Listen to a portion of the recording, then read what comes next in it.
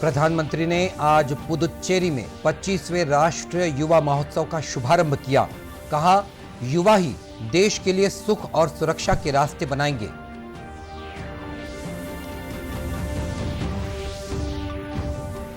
स्वामी विवेकानंद की जयंती आज पूरे देश में मनाई जा रही है।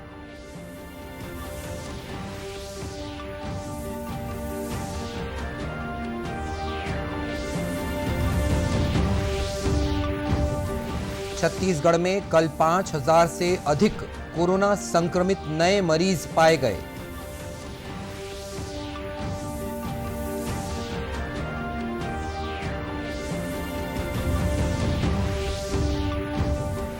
और प्रदेश के विभिन्न जिलों में बारिश थमने से लोगों को मिली कुछ राहत।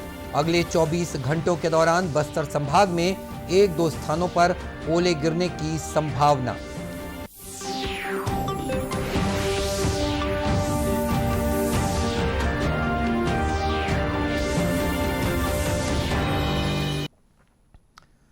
नमस्कार, आप देख रहे हैं दूरदर्शन समाचार। मैं हूं मनीष अहलुवालिया और अब समाचार विस्तार से। प्रधानमंत्री नरेंद्र मोदी ने पुदुच्चेरी में आज स्वामी विवेकानंद जयंती राष्ट्रीय युवा दिवस के मौके पर 25वें राष्ट्रीय युवा महोत्सव का वीडियो कॉन्फ्रेंसिंग के माध्यम से उद्घाटन किया। इस अवसर पर प्रधानमंत्री ने स्वामी विवेकानंद जी को नमन किया। राष्ट्रीय युवा महोत्सव समारोह को संबोधित करते हुए प्रधानमंत्री ने कहा कि देश के युवा विकास के साथ साथ लोकतांत्रिक मूल्यों का भी नेतृत्व कर रहे हैं। उन्होंने कहा कि युवा ही देश के लिए सुख और सुरक्षा के रास्ते बनाएंगे। भारत अपने युवाओं को डेवलपमेंट ड्राइवर मानता है। भारत के युवाओं के पास डेमोग्राफिक डिविडेंड के साथ साथ लोकतांत्रिक मूल्य भी है। उनका डेमोक्रेटिक डिविडेंड भी अतुलनीय है। भारत अपने युवाओं को डेमोग्राफिक डिविडेंड के साथ साथ डेवलपमेंट ड्राइवर भी मानता है। आज भारत का युवा हमारे डेवलपमेंट के साथ साथ हमारी डेमोक्रेटिक वैल्यूज को भी लीड कर रहा है। आप देखिए, आज भारत के युवाओं में अगर टेक्नोलॉजी का चार्म है तो लोकतंत्र की चेतना भी है। आज भारत के युवा में अगर श्रम का सामर्थ्य है तो भविष्य की स्पष्टता भी है। मौजूदा कोविड स्थिति को देखते हुए 2 दिन का ये महोत्सव वर्चुअली मनाया जा रहा है।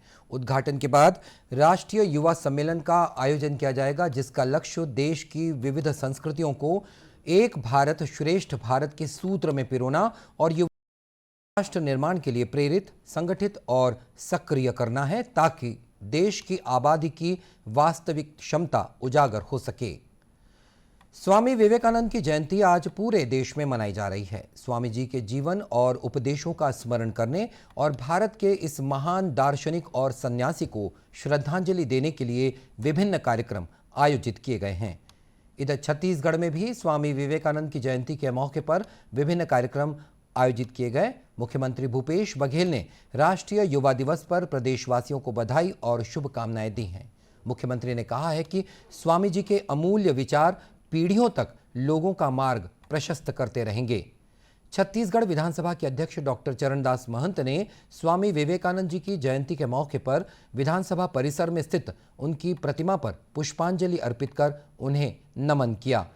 इस अवसर पर डॉक्टर महंत ने कहा कि स्वामी विवेकानंद जी ने अपने विचारों से समाज को एक नई दिशा दी। उनके संदेश आज भी हम सब के लिए प्रेरणादायी हैं।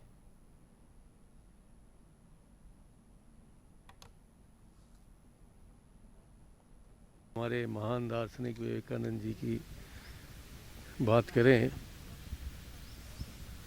तो उन्होंने भारत के दर्शन को, भारत के वेदांत को पश्चिमी देशों तक पहुंचाने का जो कार्य किया है वो एक सबसे बड़ा उल्लेखनीय कार्य है। उन्होंने भारत के नौजवानों में असीम क्षमता को देखा और उनका एक विशेष वाक्य था, उठो जागो संघर्ष करो जब तक आपको लक्ष्य की प्राप्ति नहीं हो।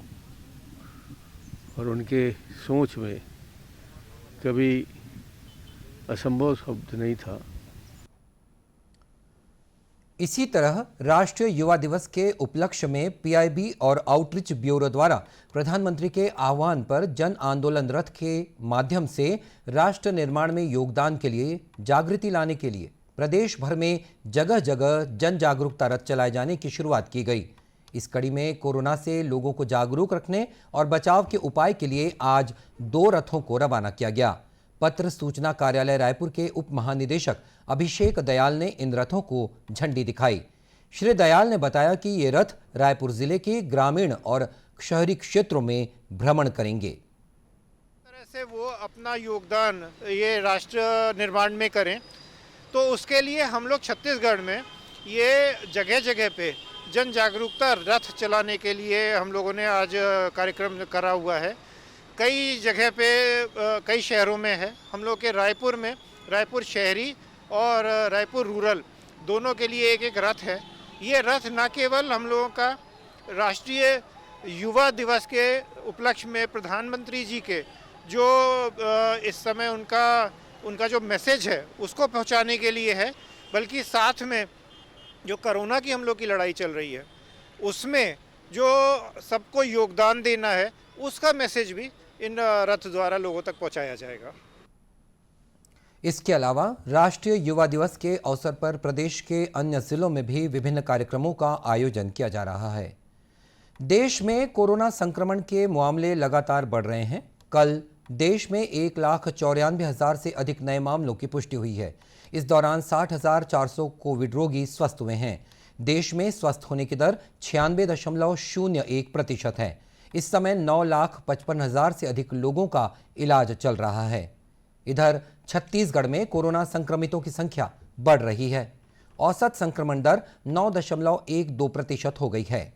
राज्य में कल 5,000 से अधिक लोगों में कोरोना संक्रमण की पुष्टि हुई है। इस समय लगभग 24,000 कोरोना संक्रमित मरीजों का इलाज विभिन्न अस्पतालों या होम आइसोलेशन में चल रहा है। राज्य सरकार ने संक्रमण के फैलाव को देखते हुए नए दिशा निर्देश जारी किए हैं। स्वास्थ्य विभाग द्वारा होम आइसोलेशन में इलाज करा रहे मरीजों के डिस्चार्ज के संबंध में जारी दिशा निर्देश के मुताबिक कोरोना लक्षण या बिना लक्षण वाले मरीज जिनके इलाज और स्वास्थ्य की मॉनिटरिंग होम आइसोलेशन में की जा रही है, उन्हें पॉजिटिव पाए जाने की तिथि से कम 7 दिनों में, यदि उन्हें अंतिम 3 दिनों में बुखार नहीं हो तो होम आइसोलेशन से छुट्टी दी जा सकती है। इसी तरह सामान्य प्रशासन विभाग ने मंत्रालय और विभागाध्यक्ष कार्यालयों के अधिकारियों, कर्मचारियों तथा जिला कार्यालयों के वर्क फ्रॉम होम के लिए भी नए दिशा निर्देश जारी कर दिए हैं। सभी अधिकारियों और कर्मचारियों को बिना अनुमति के मुख्यालय नहीं छोड़ने को कहा गया है। कोरोना संक्रमण के बढ़ते मामलों की रोकथाम के लिए प्रदेश के विभिन्न जिलों में प्रशासन द्वारा कई महत्वपूर्ण कदम उठाए जा रहे हैं। बलरामपुर जिले में कोरोना से बचाव के लिए 2 ऑक्सीजन प्लांट के अलावा कोविड मरीजों के लिए नॉर्मल बेड के साथ साथ ऑक्सीजन युक्त बेड भी पर्याप्त मात्रा में व्यवस्था की गई है। कलेक्टर कुंदन कुमार ने बताया कि जिले में कोविड की तीसरी लहर से निपटने के लिए जिला प्रशासन ने सभी तैयारियां पूरी कर ली हैं। कोविड संक्रमण को ध्यान में रखते हुए बलरामपुर रामानुजगंज जिले में जो कोविड प्रबंधन की तैयारी है वो बहुत ही अच्छी है। हम लोगों ने हमारे 2 पीएसए प्लांट हैं जो कि एक वाड्रफ नगर में है, डीएच में है, दोनों फुल्ली फंक्शनल है। जहाँ तक बेड्स की बात है, टोटल 1189 बेड्स हमारे ज़िले में हैं, जिसमें नॉर्मल करीब 500 बेड्स हैं। हमारे आईसीयू बेड अराउंड 30 हैं, एचडीयू बेड हमारे 12 हैं और ऑक्सीजनेटेड बेड अराउंड 400 है। तो पर्याप्त मात्रा में बेड्स हैं। आज की डेट में कोई भी इस तरह के ऑक्सीजन रिक्वायरमेंट वाला मरीज जो है वो अभी एडमिट नहीं है, लेकिन भविष्य की स्थिति को देखते हुए हम फुल्ली तैयार हैं। करीब 50,000 मेडिकल किट्स मैंने तैयार करने के निर्देश हेल्थ विभाग को दिए थे, जिसमें से 20,000 किट्स आज की डेट में रेडी हैं और हर ब्लॉक ऑफिस में वो रखे भी गए हैं और डिस्ट्रीब्यूट भी हो रहे हैं। जिला अस्पताल बलरामपुर के civil surgeon doctor R.K. Tripathi ने बताया कि अस्पताल में कोविड बेड के साथ साथ डॉक्टरों की टीम भी मुस्तैद है। तीसरे लहर की बचाव के लिए जहाँ तक प्रश्न है तो हम लोगों ने ऑक्सीजन प्लांट भी हमारा यहाँ फंक्शनल है और हम लोगों ने पाइपलाइन से उसको सारे बेड्स को कनेक्ट कर दिया है। 90 बेड्स हमारे कनेक्टेड हैं फुली। उसमें 60 बेड हम लोग ऑक्सीजन युक्त बेड को रखे हुए हैं जिसको हम लोग किसी भी तरह से किसी भी समय इसको यूज कर सकते हैं ऑक्सीजन के लिए। 10 बेड हमारा आईसीयू है और 8 बेड और कुछ बेड हम लोग एचडीयू जैसे 8 बेड लगभग हम लोग हाई डिपेंडेंसी यूनिट के तौर पर डेवलप किए हैं। इसी तरह कोंडागांव जिले में भी कोरोना की तीसरी लहर को देखते हुए व्यापक तैयारियां की जा रही हैं। कोरोना से बचाव के लिए जिले में टीकाकरण अभियान को तेज कर दिया गया है। जिले के सीएचएमओ तुलाराम कंवर ने बताया कि जिले में टेस्टिंग को प्राथमिकता दी जा रही है। गाइडलाइंस और सिम्टम्स के आधार पर मरीजों का इलाज किया जा रहा है। कोंडागांव जिले में टोटल 43 केसेस डिटेक्ट हुए हैं, एक्टिव हैं। उसमें से 42 होम आइसोलेशन में है, 1 मरीज भर्ती है। ट्रीटमेंट के लिए जो पुराना गाइडलाइंस है उसी के अनुसार है, सिम्टोमेटिक है अभी, क्योंकि सिम्टोमेटिक ही दे रहे हैं। प्लस जो हमारे पास में अभी 100 बेडेड कोविड केयर सेंटर है जो कोंडागांव में है, वहाँ पे 1 मरीज भर्ती है। तो जो डिस्ट्रिक्ट हॉस्पिटल में आईसीयू एचडीयू था उसको तैयार कर दिया गया है। ब्लॉक में जो पुराना कोविड केयर सेंटर था, मतलब टोटल 450 करीब हो जाएंगे, उनको एक्टिव करने के लिए कर दिए हैं, तैयारी कर लिए हैं। और इतनी तैयारियों के साथ ही कोरोना की रोकथाम के लिए एहतियातन कोंडागांव जिले में धारा 144 लागू कर दी गई है। साथ ही सार्वजनिक स्थानों पर मास्क को भी अनिवार्य कर दिया गया है। प्रदेश के मौसम में आए बदलाव के कारण विभिन्न जिलों में आज बारिश से कुछ राहत मिली। तापमान में भी गिरावट दर्ज की गई है। इस बीच मौसम विभाग ने आगामी 24 घंटों के दौरान बस्तर संभाग और उससे लगे जिलों में 1-2 स्थानों पर बादल गरजने के साथ ही ओलावृष्टि होने की चेतावनी दी है। वहीं कुछ स्थानों पर हल्की से मध्यम वर्षा होने के साथ ही आकाशीय बिजली गिरने के भी आसार हैं। मौसम विज्ञानी एचपी चंद्रा ने बताया कि प्रदेश में बंगाल की खाड़ी से नमी वाली गर्म हवाओं का आगमन निरंतर जारी है और एक द्रोणिका दक्षिणी अंदरूनी कर्नाटक से दक्षिणी छत्तीसगढ़ तक फैली हुई है। की खाड़ी से नमी युक्त गर्म हवा का आगमन निरंतर जारी है। साथ ही एक द्रोणिका दक्षिण अंदरूनी कर्नाटक से दक्षिण छत्तीसगढ़ तक स्थित है। इसके प्रभाव से प्रदेश में अगले 24 घंटे में अनेक स्थानों पर हल्की से मध्यम वर्षा होने अथवा गरज चमक के साथ छींटे पड़ने की संभावना है। प्रदेश में गरज चमक के साथ 1-2 स्थानों पर ओलावृष्टि होने तथा आकाशीय बिजली गिरने की भी संभावना है। और प्रदेश के उत्तरी भाग के अधिकतम तापमान में वृद्धि संभावित है, जबकि शेष भागों में विशेष परिवर्तन होने की कोई संभावना नहीं है। और अब कुछ खबरें जिलों से। दुर्ग जिले में भी कोरोना की तीसरी लहर से निपटने के लिए जिला पुलिस और स्वास्थ्य विभाग द्वारा प्रशासनिक तैयारियां पूरी की जा चुकी हैं। कोविड केयर के लिए इस बार चंदूलाल चंद्राकर अस्पताल सहित अन्य शासकीय अस्पतालों में विशेष रूप से तैयारियां की गई हैं। कलेक्टर डॉक्टर सर्वेश्वर नरेंद्र भूरे ने बताया कि कोविड केयर को लेकर आवश्यक भौतिक अधोसंरचना और मेडिकल स्टाफ को तैयार कर लिया गया है। बच्चों के लिए भी अलग से बिस्तरों की व्यवस्था की गई है। दुर्ग जिला चिकित्सालय, सीसीएम मेडिकल कॉलेज, सिविल अस्पताल सुपेला सहित सामुदायिक और उप स्वास्थ्य केंद्रों में कोरोना मरीजों के इलाज की व्यवस्था की गई है।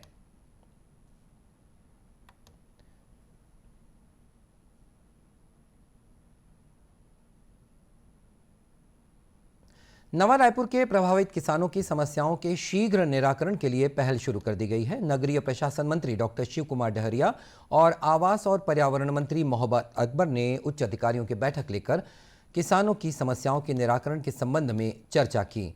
दोनों मंत्रियों ने प्रभावितों की समस्याओं के निराकरण के लिए सकारात्मक हल निकालने के निर्देश दिए हैं। उन्होंने इस संबंध में मुख्यमंत्री के अपर मुख्य सचिव सुब्रत साहू और एनआरडीए के मुख्य कार्यपालन अधिकारी अयाज तंबोली से विस्तृत विचार विमर्श भी किया है।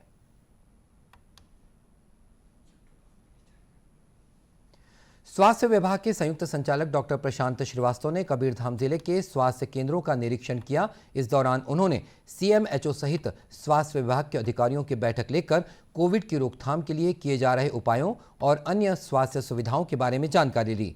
डॉक्टर श्रीवास्तव ने जिले में स्थित अस्पतालों और स्वास्थ्य केंद्रों में मानव संसाधन और अन्य आवश्यक सुविधाओं की उपलब्धता सुनिश्चित करने के संबंध में भी अधिकारियों को निर्देश दिए हैं।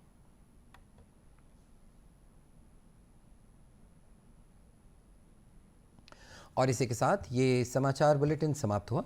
नमस्कार।